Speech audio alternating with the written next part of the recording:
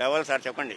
Sir ఏంటండి ఇప్పుడు చంద్రబాబు గారు వచ్చిన కూటమి ప్రభుత్వం సంవత్సర పాలన ఏ విధంగా ఉందంటారు? మాకైతే గాగు లేదు అని చెప్పం, గాగుందని చెప్పం. వాళ్ళ పని వాళ్ళు చేసుకుంటున్నారు శుభ్రంగా, మా పని మేము చేసుకున్నాం. కాకపోతే మా చిన్న కోరిక ఒకటి ఉంది.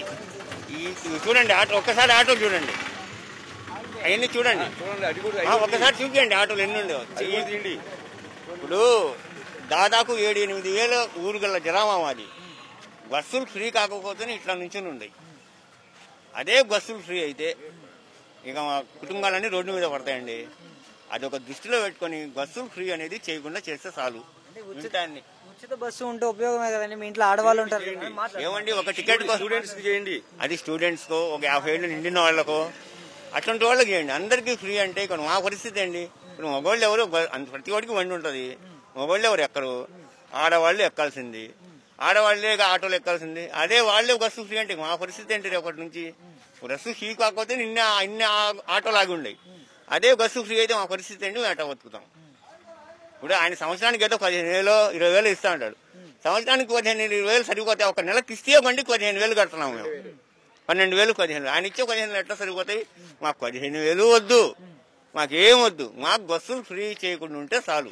చేయండి, ముసలోళ్ళకో, 60 ఏళ్ళు నిండిన వాళ్ళకో, లేకపోతే స్టూడెంట్స్కో వాళ్ళకి చేయండి. మిగతా వాళ్ళకి చేస్తే మా బతుకులు రోడ్డు మీద పడతాయండి. అదొకటి ముఖ్యమంత్రి చంద్రబాబు నాయుడు గారికి, లోకేష్ గారికి మేము చెప్పుకునే మాట అదొకటే.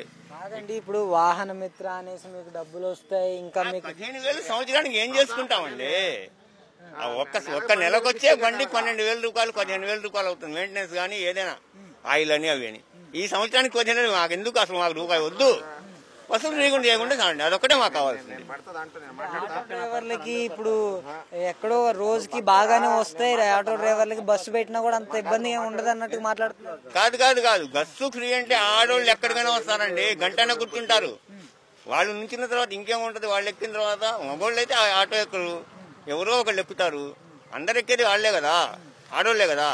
వాళ్ళకే ఫ్రీ అంటే ఇక మా పరిస్థితి ఏంటి? మరి ఇప్పుడు వాహన మిత్ర డబ్బులన్నా పడుతున్నాయా? అసలు మాకు వద్దు, ఆ డబ్బులే వద్దు, పడట్లేదు, ఆ లెక్కలేదు. అయినా మాకు ఆ డబ్బులు వద్దు. అది సంవత్సరానికి 15,000 పడినా మాకు వద్దండి ఆ డబ్బులు. ఇప్పుడు ఎందుకంటే వాళ్ళు చేసినందుకు రోడ్లు బాగు చేశారు, అన్ని బాగుంది, మేము కాదనట్లా.